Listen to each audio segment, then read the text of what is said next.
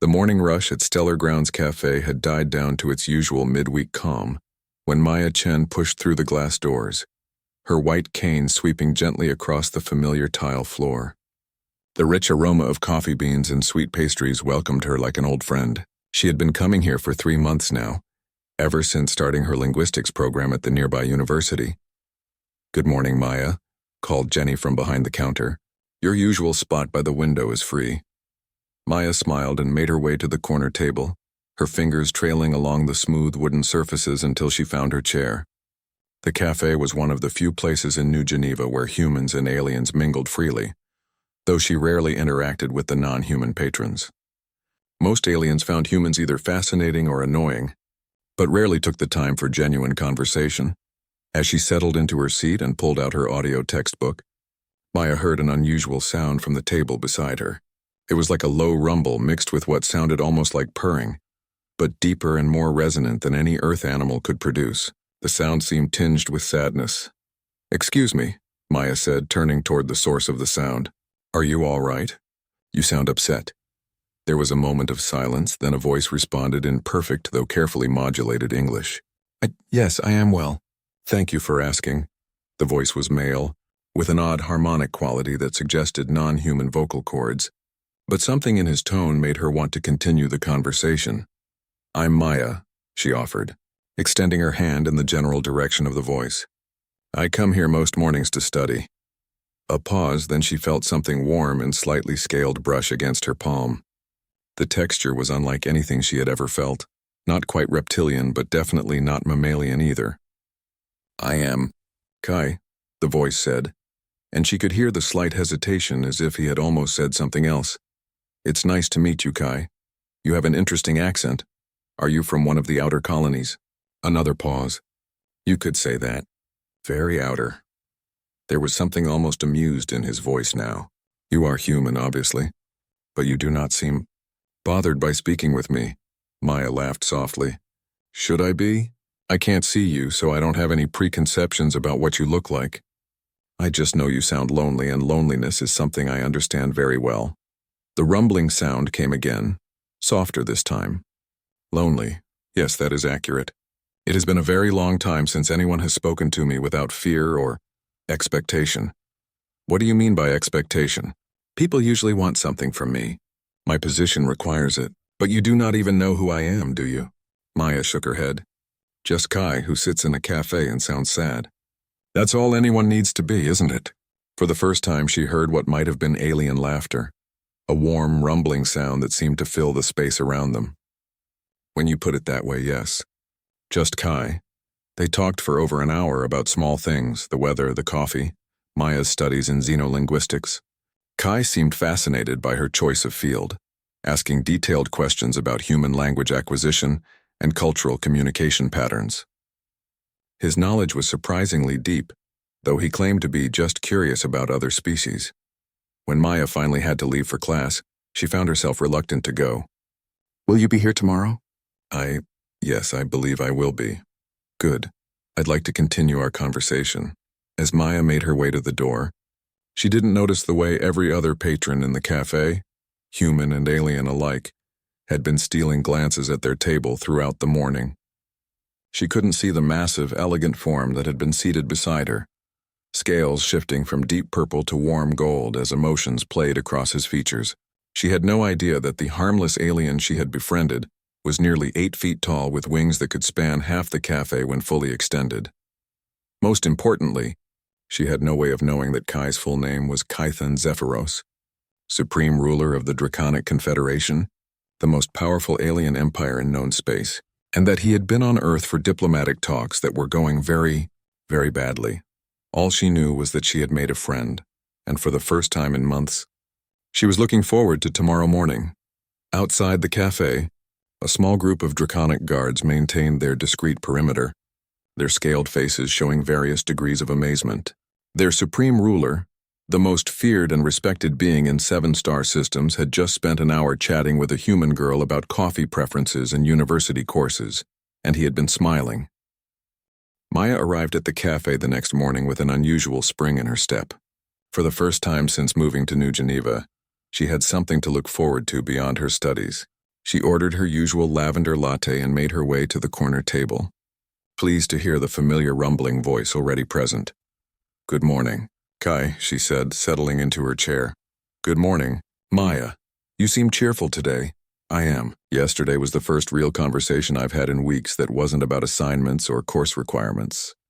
She pulled out her tablet and stylus. "Do you mind if I work while we talk? I have a translation exercise due, and I'm terrible at draconic syntax." The rumbling stopped abruptly. "Draconic? You are studying the draconic language?" "Trying to," Maya said with a laugh. "It's incredibly complex. The way they layer meaning through harmonic variations and the cultural significance of certain phrase structures, it's like learning music and language simultaneously. My professor says most humans give up after the first semester. But you have not given up." "No, I find it beautiful, actually. There's something about the way draconic can express multiple emotional contexts in a single word that human languages struggle with.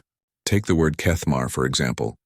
In English, we might translate it as longing, but it specifically means the particular sadness of being separated from one's clan while holding the hope of reunion. We don't have anything like that." Maya missed the sharp intake of breath from beside her. You understand the emotional context?" "Well, I'm trying to. That's actually what makes this assignment so difficult. I'm supposed to translate this formal diplomatic greeting, but I keep getting stuck on the honorifics. The difference between addressing someone as honored wing brother versus exalted scale bearer seems crucial, but I can't figure out the social hierarchy implications." There was a long pause. Then Kai's voice carefully controlled. "Perhaps I could help. I have some familiarity with draconic customs." Maya's face lit up. "Really, that would be amazing. Are you from one of the integration worlds?" "Something like that." She heard movement as if he was leaning closer. "May I see the text you are working with?"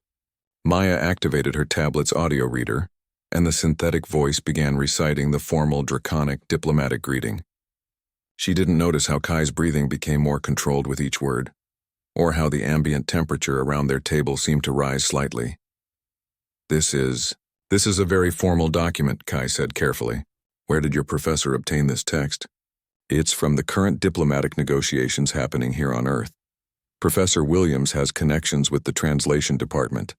He said it would be good practice to work with real documents instead of just textbook examples." Maya frowned. "The complexity is way beyond my level, but he insisted I try." "Maya," Kai's voice was strangely tight, "this is not just any diplomatic greeting. This is a formal communication between rulers. The honorifics you are struggling with, they are reserved for addressing heads of state." "Oh." Maya deflated slightly. "No wonder I can't figure it out. I've only learned basic courtesy forms. I don't know anything about royal protocols." "In draconic culture," Kai said slowly, "the way you address someone is not just about respect. It acknowledges their power, their responsibility to their people, and their burden of leadership. When you call someone exalted scale bearer, you are recognizing that they carry the weight of thousands of lives in their decisions." Maya was quiet for a moment, absorbing this. "That sounds incredibly lonely. Why do you say that?" "Well, if everyone has to address you with these formal titles that emphasize your responsibilities and power, when do you ever just get to be you? When does someone see past the titles to the person underneath?" The silence stretched so long that Maya began to worry she had said something offensive. Finally, Kai spoke, his voice barely above a whisper. "Very rarely, almost never." "That's awful," Maya said with genuine feeling. "Everyone needs someone who sees them as just themselves, not what they represent or what they can do for others." "You truly believe that?" "Of course. Titles and positions are just roles we play. They're not who we really are inside." Maya reached out, her hand landing gently on what felt like a forearm covered in smooth, warm scales. "Like right now. I don't care if you're a diplomat or a janitor or anything else. You're just Kai, my friend who likes coffee and helps me with my homework." Under her palm, she felt a slight tremor run through his arm. When he spoke again, his voice had that harmonic quality she was beginning to recognize as emotional. "Your friend," he repeated, as if testing the word. "If you want to be. I know I'd like that." Around them, the cafe continued its normal bustle, but at their corner table, something profound was shifting. Maya couldn't see the way Kai's golden eyes had brightened, or how his scales had shifted to warmer hues. She couldn't see the way he looked at her with something approaching wonder, but she could hear the change in his breathing, the way his voice became lighter when he said, "Yes, I would like that very much." They spent the rest of the morning working through her translation, Kai's guidance making the complex diplomatic language suddenly clear. He explained nuances of meaning that weren't in any textbook, cultural contexts that brought the formal words to life. Maya didn't question how he knew so much. She was just grateful to have found someone who understood both the beauty of language and the simple pleasure of shared silence over coffee. She had no idea that across the city, human diplomats were growing increasingly frustrated with the draconic delegation's seeming indifference to their proposals, or that Kai's morning absence from formal negotiations was causing considerable anxiety among both sides of the diplomatic mission. By the end of the week, Maya and Kai had fallen into a comfortable routine. She would arrive at 8:30. He would already be there with her lavender latte waiting, and they would spend 2 hours talking before she had to leave for classes. Their conversations had evolved from small talk to deeper discussions about culture, philosophy, and the challenges of interspecies communication. Maya found herself sharing things she had never told anyone. Her frustration with how people either pitied her blindness or treated her like an inspiration, her dreams of becoming a xenolinguistic ambassador, her fear that she would never truly understand alien cultures the way she wanted to. Kai, in turn, had begun sharing his own struggles. Though always carefully, he spoke of the weight of making decisions that affected countless lives, the isolation of leadership, and the difficulty of knowing who genuinely cared about him versus who wanted something from his position. Maya assumed he was talking about some middle management role in an alien corporation. This morning was different, though. Maya could sense tension in Kai's usual greeting rumble, and his responses seemed distracted. "You're worried about something," she observed, stirring her latte. "How can you tell? Your voice has these little harmonic undertones when you're stressed." "I've been learning to read them." Maya smiled. "It's actually helping me understand draconic emotional expression better. You're like a living language lesson." Despite his mood, Kai made that warm rumbling sound she had come to recognize as laughter. "I am glad my emotional state is educational. Seriously, though, what's wrong? Is it work?" Kai was quiet for a long moment. "There are negotiations, my people and yours. They are not going well. The diplomatic talks?" Maya leaned forward with interest. "I've been following those in the news. The reports make it sound like both sides are being incredibly stubborn. From your perspective, what do you think the problem is?" Maya considered this carefully. "Honestly, I think both sides are so focused on not appearing weak that they've forgotten the goal is to understand each other. Humans can be really bad at admitting when we don't understand something, especially in formal situations. We tend to bluff and hope we're interpreting things correctly. And what about my people? The Draconics? Well, from what I've read, Draconic culture places huge emphasis on honor and respect, right? So maybe they're interpreting human directness as rudeness, while humans are interpreting Draconic formality as coldness or superiority." Maya shrugged. "It's like they're having two different conversations." Kai made a sound she had never heard before, a low, almost musical note that seemed to vibrate through the air. "You may be more perceptive than the professional diplomats on both sides." "I doubt that. I just think sometimes being outside a situation makes it easier to see clearly." Maya paused, then asked carefully, "Are you involved in these negotiations somehow?" Another long pause. "In a manner of speaking. Is that why you seem so stressed? Are you worried about your job if things go badly?" Kai made that sound again, longer this time. Maya was beginning to think it might be some form of draconic sigh. "My position would be affected, yes. Well, for what it's worth, I think you'd make an excellent diplomat. You're patient, you listen well, and you explain things without making people feel stupid. Plus, your understanding of human psychology is really impressive." "You think so?" "Definitely. In fact," Maya hesitated, then plunged ahead. "I know this might sound crazy, but would you be interested in helping me with a project? My professor wants us to create a cultural bridge document, something that could help humans and aliens understand each other better. I was thinking about focusing on draconic human communication gaps." She felt the air temperature around their table shift, becoming noticeably warmer. "You want to work together on this? If you have time. I know you're probably busy with work, but you understand both cultures better than anyone I've met. And honestly, I think we could create something really useful. Maya, Kai's voice was very quiet. What if I told you that this project could actually make a difference, not just academically but in the real world? Then I'd say that's even better. I didn't go into xenolinguistics just to write papers no one reads. I want to actually help people understand each other. There was movement beside her, and Maya sensed that Kai had turned to face her fully. There is something I should tell you about myself. Before he could continue, Maya's phone buzzed with an urgent message tone. She pulled it out and activated the audio reader. The synthetic voice announced, "Breaking news, Draconic Supreme Ruler unexpectedly absent from critical negotiations. Human diplomats express concern about the future of Earth-Draconic relations." Maya frowned. That doesn't sound good. I hope whoever their leader is, he's okay. The news made it sound like he's been the only reasonable voice in the Draconic delegation. She missed the sharp intake of breath beside her, and the way Kai's hands had clenched into fists on the table. "Maya," Kai said carefully, "what if I told you that the Draconic leader has good reasons for his recent behavior? That perhaps he has found something on Earth worth more than any political negotiation?" "I'd say that sounds like he's found what he needed most," Maya replied without hesitation. "Sometimes the most important discoveries happen when we're not looking for them." Kai was quiet for so long that Maya began to worry. Finally he spoke, his voice heavy with something she couldn't identify. "Yes, sometimes they do." Around them, the cafe continued its normal rhythm, but Maya couldn't shake the feeling that something significant had just happened. She didn't understand why Kai seemed so affected by the news or why his voice had taken on that strange, formal quality again.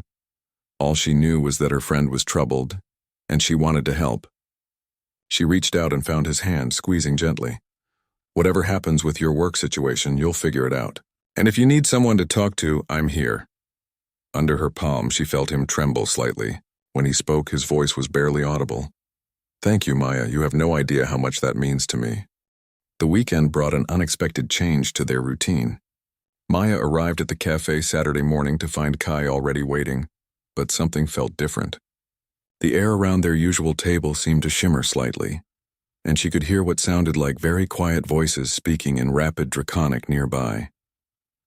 "Good morning," she said, settling into her chair. "Are there other Draconics here today? I can hear voices." "Yes," Kai said, his voice tighter than usual. "Some of my colleagues. They are concerned about my recent absences from work." Maya lowered her voice. "Are you in trouble? If you need to go." "No." The word came out sharper than intended, and she heard him take a controlled breath. "I am exactly where I choose to be." From somewhere behind Kai came a low, authoritative voice speaking in Draconic. Maya caught enough words to understand it was some kind of urgent request or demand. Kai responded in the same language, his tone flat and dismissive. "They want you to leave," Maya observed. "They want many things. It does not mean I will give them what they want." Kai paused. "Maya, if you discovered that someone you cared about had been less than honest about who they were, would that change how you felt about them?" The question caught her off guard. "That depends. Did they lie to hurt me or to protect themselves?" "To protect themselves.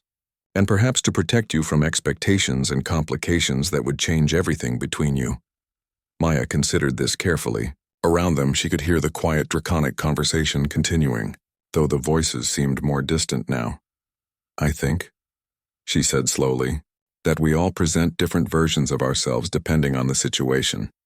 The Maya who sits in this cafe with you is different from the Maya who gives presentations in class, or the Maya who argues with her parents over video calls. None of those versions are false, they're just different facets of the same person.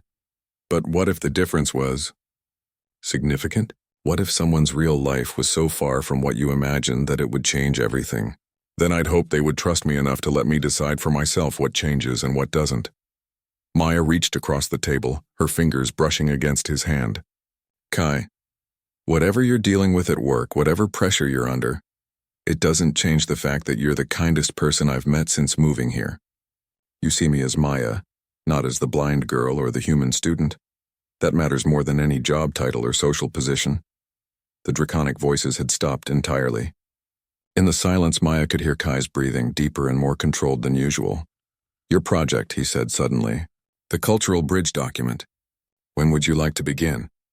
The change of subject surprised her, but she sensed it was important. We could start today if you want. I brought my tablet and some research materials. Good. Maya, I want you to know that everything we create together will be important, more important than you realize. They spent the next 3 hours working with an intensity Maya had never experienced in academic collaboration. Kai's insights into draconic psychology and cultural nuances were so detailed and precise that she began to suspect he had some kind of official cultural training. His suggestions for bridging human and draconic communication styles were brilliant, practical solutions that addressed fundamental misunderstandings on both sides. This section on hierarchical respect, Maya said, reading over their work. The way you've explained how draconics express disagreement with superiors through formal courtesy, rather than direct confrontation. Where did you learn this? It's not in any of the academic literature. Personal experience, Kai said quietly. You must work in a very formal environment. Yes, very formal. As they worked, Maya became aware that their table had developed its own microclimate. The air was warmer and there seemed to be subtle currents moving around them. She also noticed that the background noise of the cafe had diminished, as if other patrons were giving them an unusually wide berth. Kai, she said during a break, can I ask you something personal? Of course.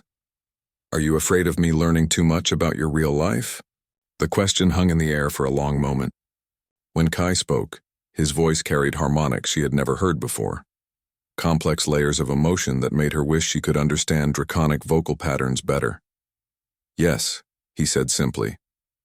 I am terrified. Why? Because this, sitting here with you being seen as simply myself, it is the most precious thing I have found in centuries of existence, and I fear that if you knew the truth about who I am, it would disappear forever. Maya felt her heart clench at the pain in his voice. Kai, how could knowing more about you make me care less? Learning about someone doesn't diminish them. It just gives you more reasons to appreciate who they are. What if I told you that my decisions affect the lives of millions?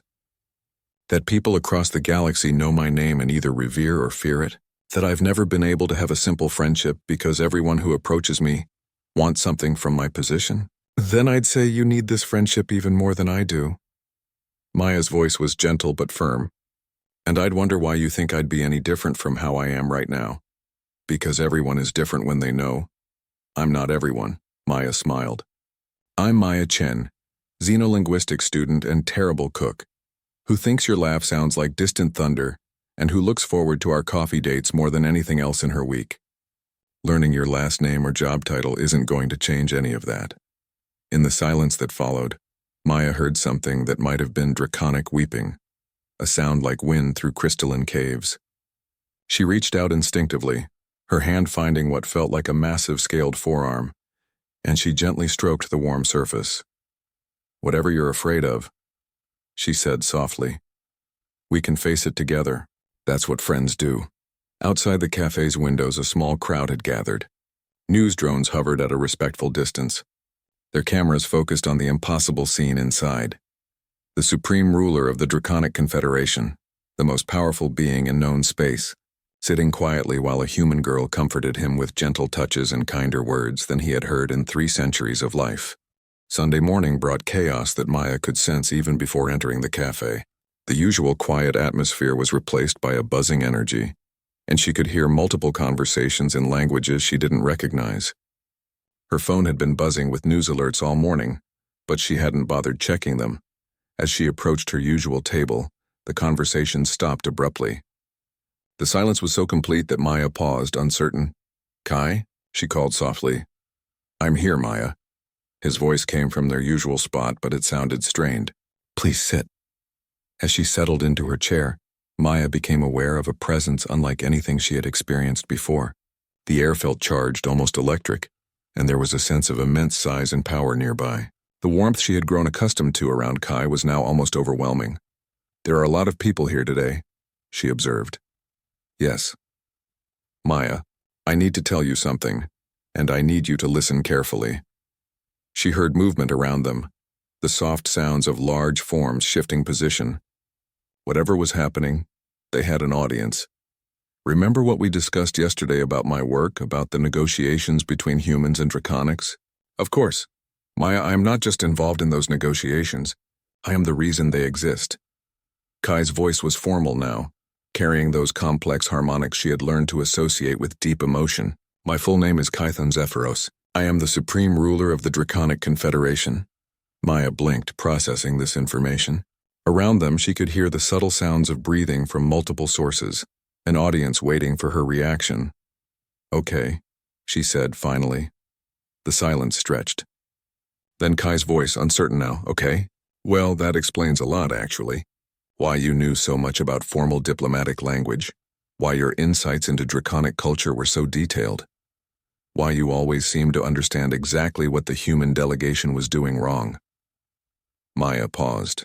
It also explains why you were so worried about me finding out. You thought I'd get all weird and formal with you. Maya.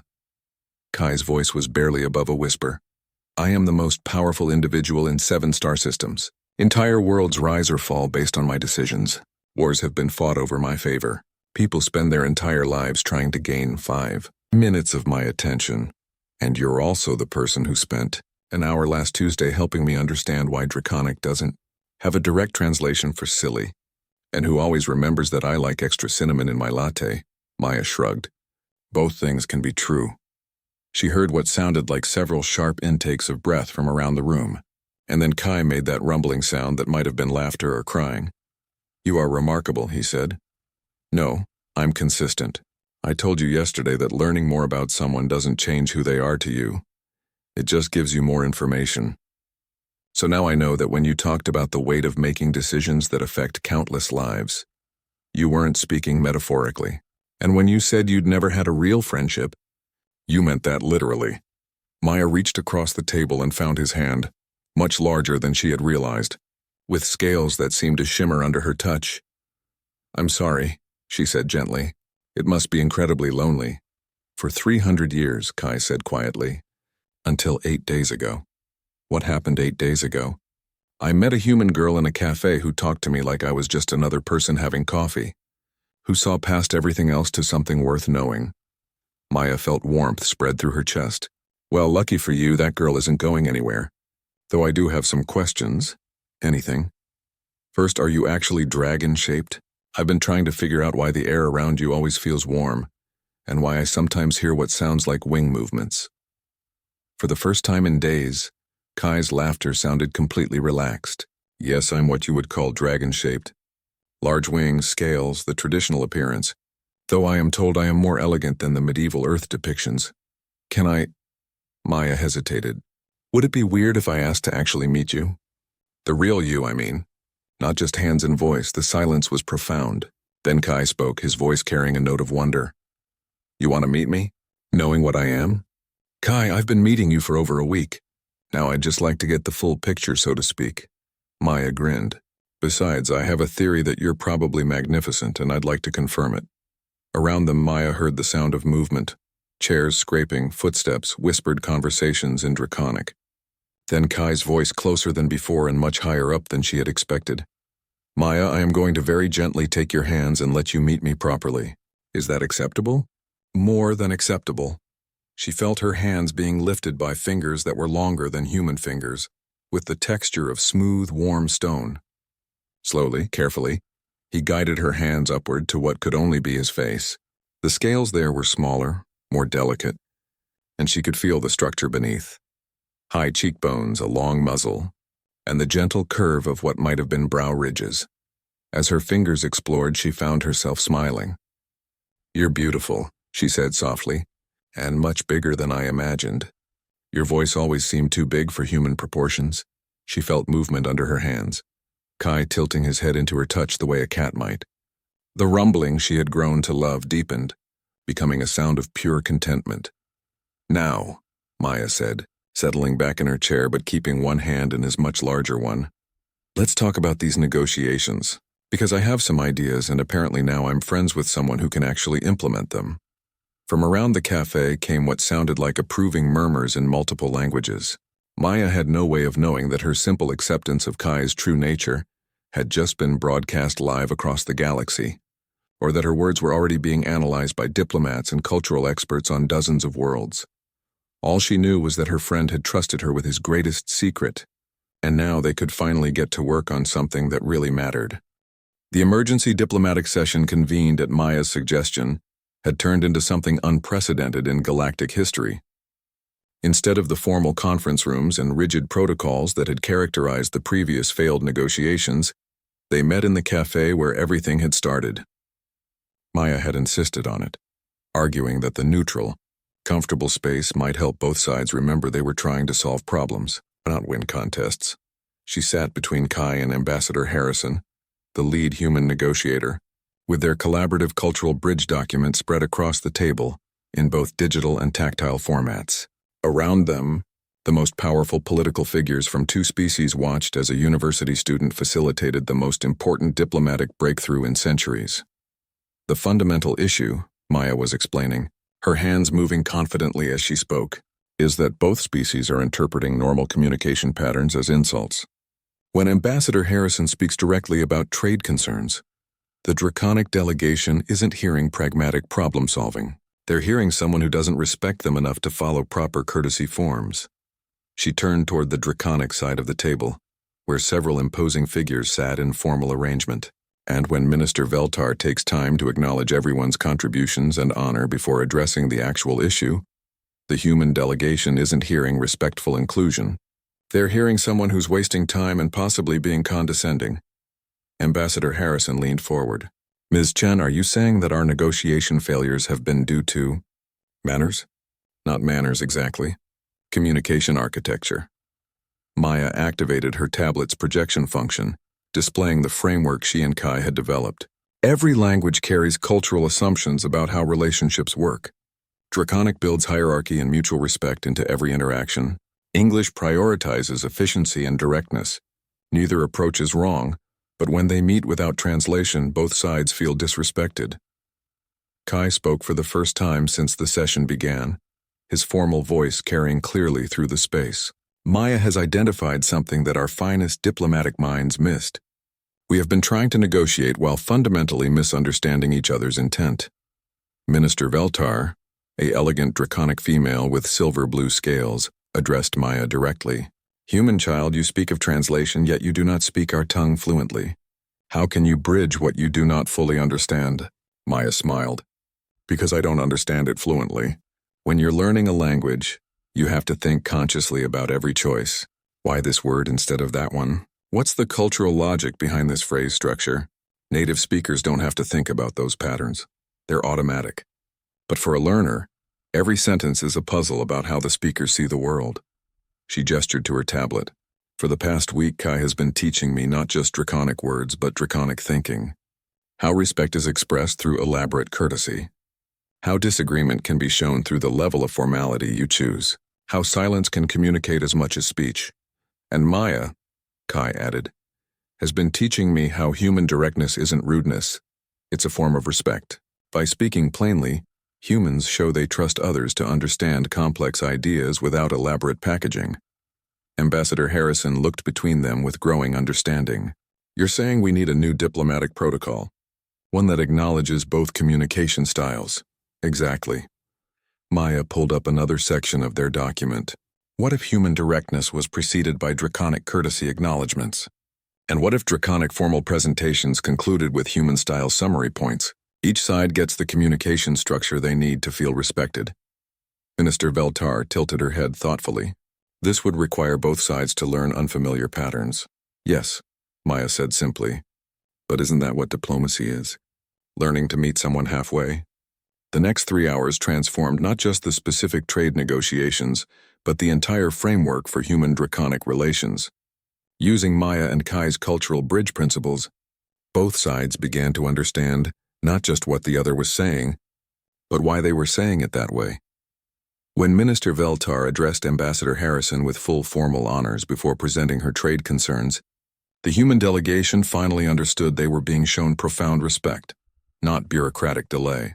When Ambassador Harrison responded with clear, direct problem-solving proposals followed by acknowledgement of draconic expertise, the draconic delegation recognized efficiency-minded partnership, not dismissive arrogance. As the session drew to a close with unprecedented progress on every major issue, Ambassador Harrison turned to Maya. Ms. Chen, I don't suppose you'd consider a career change? The diplomatic corps could use someone with your insights. Maya laughed. Thank you, but I think I'll stick with xenolinguistics, though I might be open to consulting work. Kai's rumbling laughter joined hers. I believe Maya has already chosen her first client.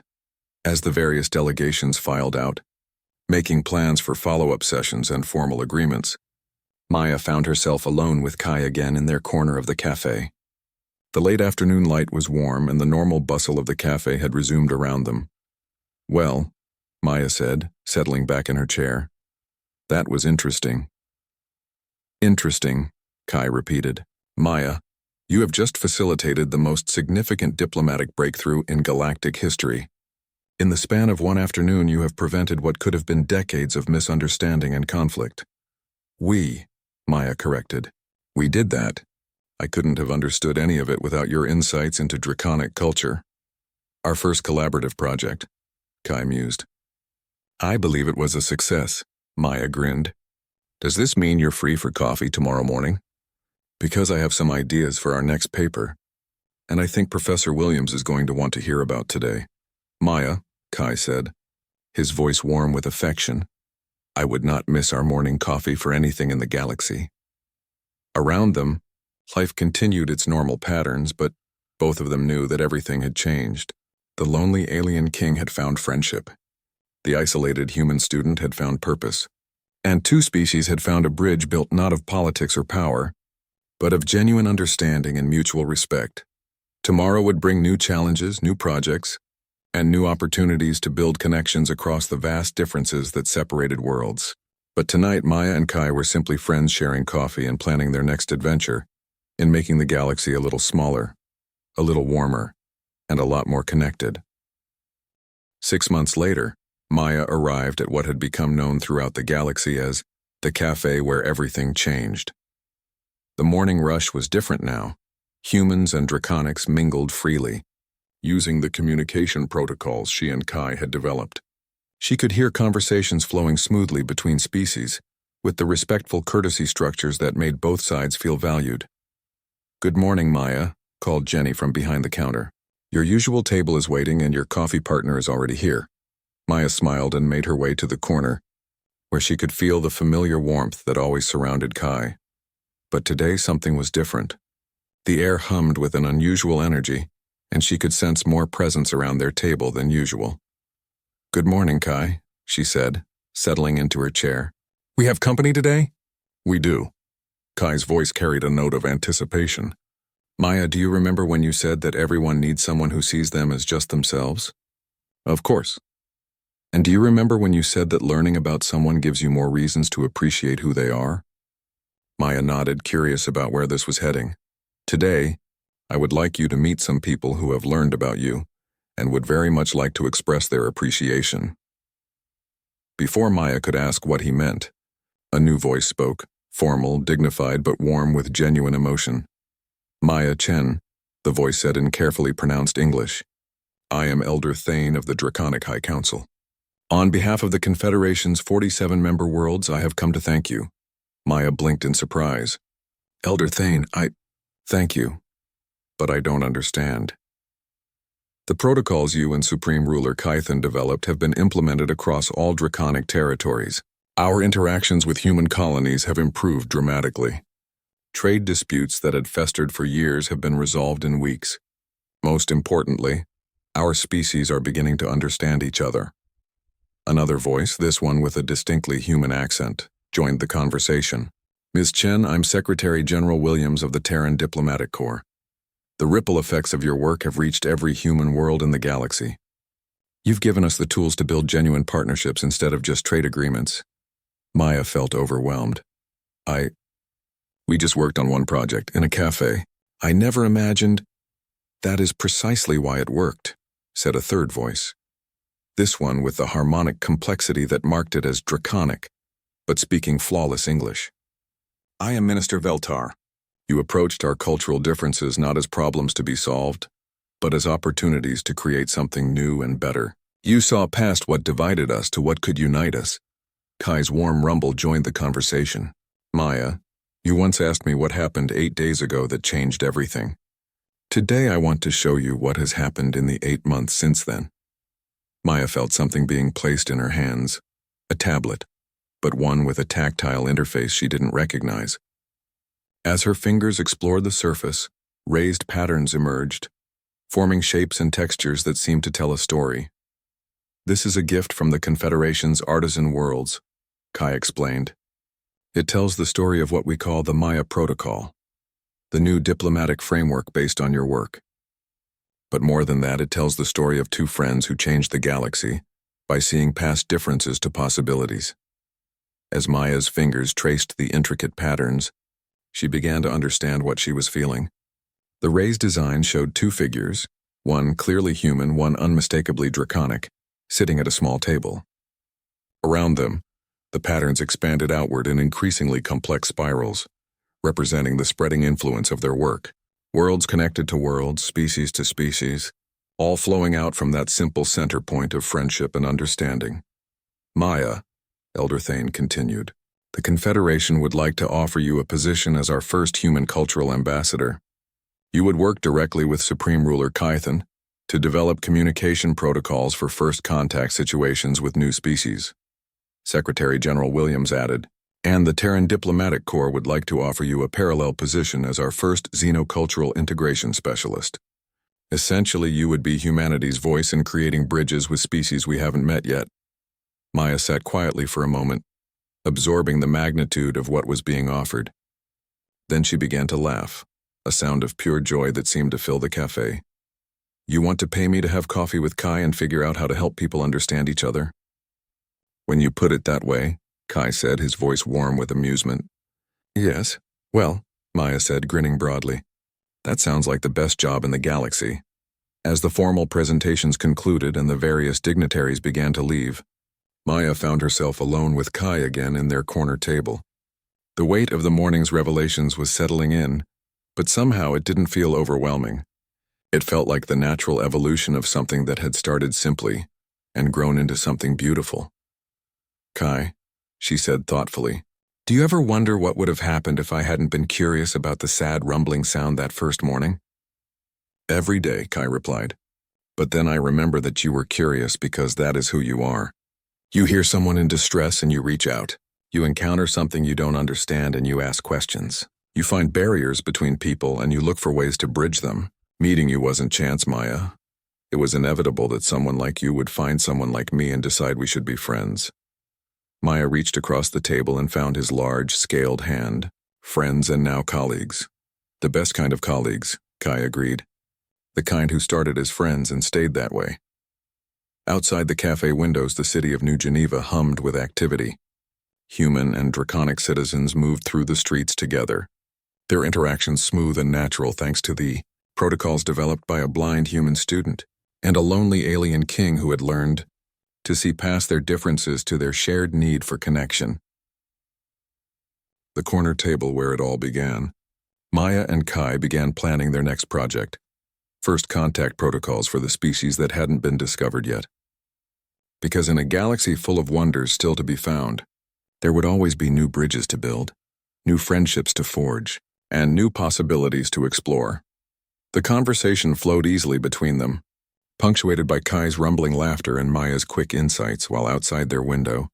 Two species continued to learn that the greatest diplomatic breakthrough in galactic history had started with something as simple as kindness between strangers who chose to become friends.